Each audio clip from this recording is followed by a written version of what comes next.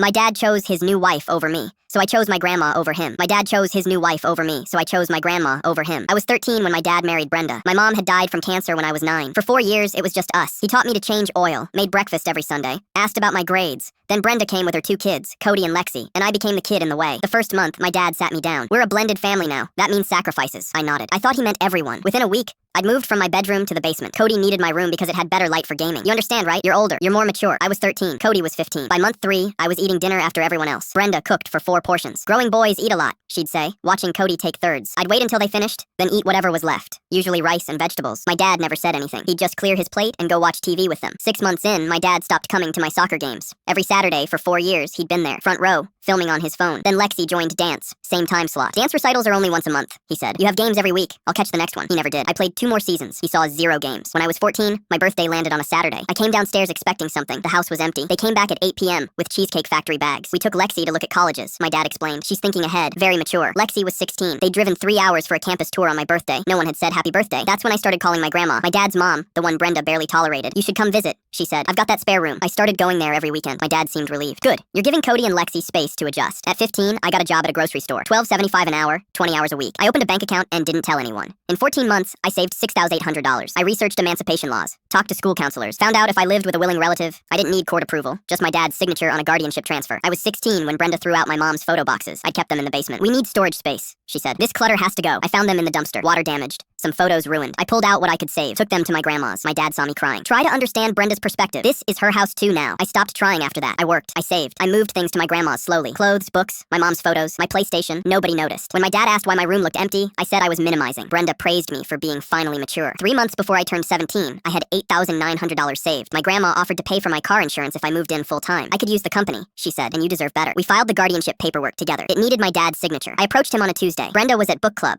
Cody and Lexi were at friends' houses. I need you to sign something, I said. I explained the guardianship transfer. He looked confused. Why would you want to live with Gran? Because she remembers I exist. He got defensive. That's not fair. I've been trying to build a family here. You built a family. I'm just not in it. You're being dramatic. I pulled out my phone. Showed him my calendar. 847 days since he'd come to a soccer game. 6 birthdays worth of photos on Brenda's Facebook. None of me. Bank statements showing I'd bought my own school clothes for 2 years. Sign the paper. He signed it. Didn't even read it. Just signed and walked away. I think he was relieved. I moved out that weekend. Took 3 trips in my grandma's car. My dad was home for the last one. Watched me carry boxes out. You'll be back when you realize how hard real life is, he said. I didn't answer. My grandma was waiting in the driveway. We left. That was 11 months ago. My dad texts every few weeks. How are you? We should talk. I miss you. I don't respond. Last month, he showed up at my grandma's. She answered the door. She doesn't want to see you, Roger. She's my daughter. Then you should have acted like her father. He left crying. My grandma made hot chocolate and we watched game shows. She asks about my day every single day. She came to every single one of my volleyball games this season. She keeps my mom's photos on the mantle. My dad hasn't texted in 3 weeks.